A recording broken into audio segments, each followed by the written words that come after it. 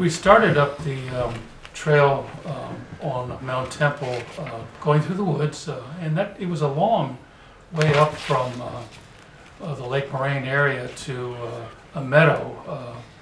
I don't remember really how many hours it took, but it took quite a while, and it was a good effort.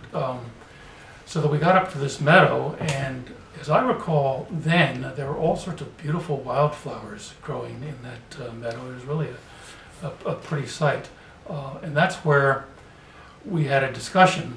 Bill Oser, at that point, from the walking up to that point, had a really severe blister on his, I forget which foot, but one foot was really blistered up, and he really couldn't go any further, and he wanted everybody to stop. He said we should all stop here. But most of us didn't want to stop. You know, you've come through all the woods and you've sweat and climbed up this much, and you look at the mountain, and it doesn't look, when you're looking at the face of it, it doesn't look that much further up. It looks like, you know, it's something you could do. So most of us wanted to go on. So he was eventually persuaded that we could go on. There were a few boys who decided not to go. Then we started, some of us went up onto this patch of snow that was at the base of the face of the mountain next to the meadow, and stood there for a while. And because we had only, some of us had just baseball shoes on, I can remember my feet were beginning to get very cold. We'd sit there at least 15, 20, 30, 40 minutes while people were still talking at the bottom. Now I guess it was probably Tony Woodfield going over with Oser, you know, the safety precautions and that sort of thing. But at that point, a couple people decided they didn't want to go any further, and they walked back down. Ricky Bayless, who was with me at that point, Ricky and Townie, he wanted to go down too, or at least he initially said, you know, I think I may go down. And he asked Townie and me whether we were going down, and we said no, we wanted to go back, continue on with it.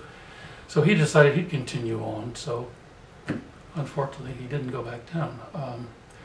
Then we started up, and we got to one point where I think his name was David Chapin, had a red hat that he was always wearing, and that blew off, and it went over a big rock and down the hill. And that was, I thought, sort of an unhappy event, because here's this guy, he was really attached to this hat. But then we continued further up. Then we began hearing things, at least I remember I did.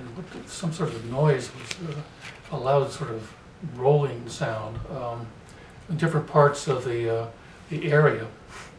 And we continued for a while, but then we got to one point where we crossed, there was a part of the trail that had just sort of pebbles, gravel. And again, I'm not sure there really was a formal trail, whether it was just sort of the face of the mountain. But as we crossed, I was, I think, the last one to cross, and a little pebble from there fell beneath us and started a small slide beneath us. Now, Ricky Bayless at that point had already said, I don't want to go any further, I'm stopping here.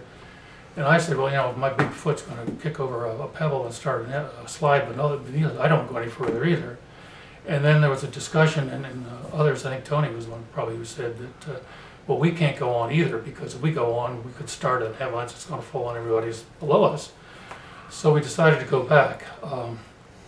And that part is where I really don't remember that much further. I remember at one point where we put this rope around us. We were all roped together, I guess about 5-foot intervals. I don't really even remember where I was in the line on that. And I can remember sort of taking one step and another step into this snowfield, and I was watching my feet go down in it, and then I don't remember anything until after the avalanche. And again, I guess at that point, whether I'm really remembering or just picking up suggestion, I'm not really sure, but what I think I remember was coming to and sitting on either a rock or a block of ice at the wherever we fell from the avalanche. And at some point, because it started to either rain or hail, I pulled a jacket up over my head, because that's what I used to do at home when I was cold and I had not enough clothing to wear. I just put my windbreaker or whatever over my head like that. And Then I remember, I think it was Bill Oser, the first person I remember talking to, trying to convince me to move from the rock I was on, or the block of ice, whatever it was, to another position, and being reluctant to do that because my foot was sore, because my right foot was somewhat frostbitten. But then I guess he must have eventually persuaded me to do that. Then after that, really, the next thing I recall was in the hospital itself. I remember somebody asking me what my name was, and then to spell it, and because I wrote my T somewhat like a J, I think they my name is Jerry instead of Terry. But in the hospital in Banff, I guess the first couple of days I was just lying there. I didn't get up for a while. I remember my parents arriving, and I remember asking my father at one point, because the only person I'd seen who would come in while I was lying there was Rick Ballard, and he had a bandage over the front of his head where he had a big gash. Asking my father whether, were Rick and I the only two people hurt in this avalanche, and he said no, there were others hurt far worse than us two.